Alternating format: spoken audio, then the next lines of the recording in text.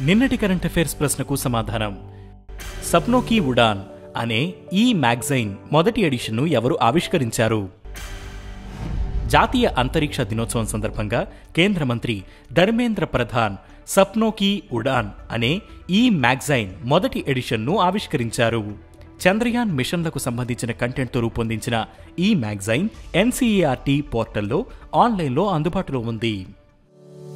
ఇక మొదటిది యూపీఐ తరహాలో యూఎల్ఐ యూనిఫైడ్ పేమెంట్ ఇంటర్ఫేస్ తరహాలో సులభతర రుణాల కోసం యూనిఫైడ్ లెండింగ్ ఇంటర్ఫేస్ ని పరిచయం చేస్తున్నట్లు ఆర్బీఐ గవర్నర్ శక్తికాంత దాస్ వెల్లడించారు.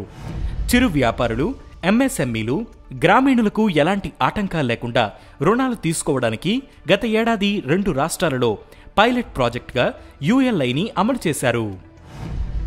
అది విజయవంతం అవడంతో దేశవ్యాప్తంగా అమలు చేసేందుకు చర్యలు తీసుకుంటున్నారు. ఆర్బీఐ ఆవిర్భవించి 90 ఏళ్లవుతున్న సందర్భంగా బెంగళూరులో digital public infrastructure and emerging technologies అనే అంశంపై ఏర్పాటు చేసిన గ్లోబల్ కాన్ఫరెన్స్లో ఈ విషయాన్ని వెల్లడించారు. ఇక రెండవది యూనిఫైడ్ పెన్షన్ స్కీమ్కు మహారాష్ట్ర ఆమోదం. యూనిఫైడ్ పెన్షన్ స్కీమ్ను మోదీ ప్రభుత్వం ప్రకటించిన 24 గంటల్లోనే మహారాష్ట్ర కేబినెట్ ఆమోదం తెలిపింది. దీంతో యూపీఎస్ను ఆమోదించిన మొదటి రాష్ట్రంగా మహారాష్ట్ర నిలిచింది. ఏప్రిల్ 1, 2025 నుంచి ఈ పథకం అమల్లోకి రానుంది. మరోవైపు తమిళనాడు ప్రభుత్వం సైతం ఈ పథకం అమలుపై అధ్యయనం చేస్తోంది. 23 లక్షల మంది కేంద్ర ప్రభుత్వ ఉద్యోగులకు ప్రయోజనం కల్పించే లక్ష్యంతో యూపీఎస్ పథకాన్ని ఆగస్టు 24న కేంద్ర ప్రభుత్వం ఆమోదించింది.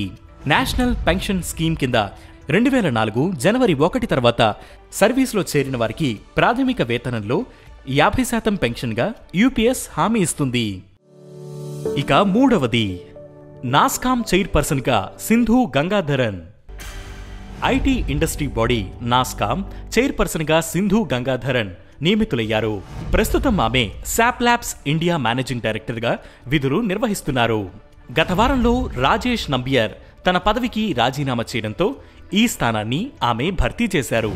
గ్లోబల్ ఇన్నోవేషన్ లీడర్గా భారత్ ఆవిర్భవించడంలో నాస్కామ్ కీలక పాత్ర పోషిస్తోంది. ఇక నాలుగవది దుబాయ్లో అంతర్జాతీయ మదర్ తెరీసా అవార్డుల వేడుక. 2024 ఆగస్టు 26న దుబాయ్లో 24వ అంతర్జాతీయ మదర్ తెరీసా అవార్డ్స్ వేడుక నిర్వహించారు. ఆల్ ఇండియా మైనారిటీ బలహీన వర్గాల కౌన్సిల్ ఈ కార్యక్రమాన్ని నిర్వహించింది.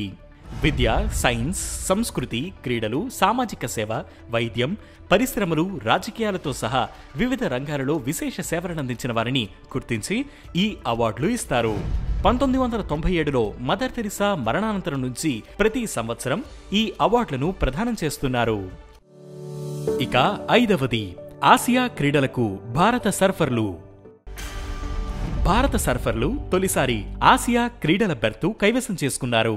మాల్దీవ్స్ వేదికగా జరిగిన ఆసియా సర్ఫింగ్ ఛాంపియన్షిప్స్ అండర్-18 విభాగంలో భారత సర్ఫర్ కిషోర్ 8.26 పాయింట్లతో సాధించడంతో భారత పురుషుల, మహిళల సర్ఫింగ్ జట్లు ఆసియా క్రీడలకు క్వాలిఫై అయ్యాయి.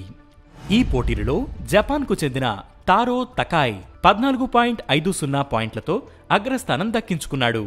చైనా సర్ఫర్ చెంగ్జంగ్ వాంగ్ 10.0 పాయింట్లతో రెండో స్థానం సాధించాడు. 2 ఏళ్ల తర్వాత జరగబోయే ఆసియా క్రీడలకు జపాన్లోని ఐచి నగోయా నగరం ఆతిథ్యం ఇవ్వనుంది.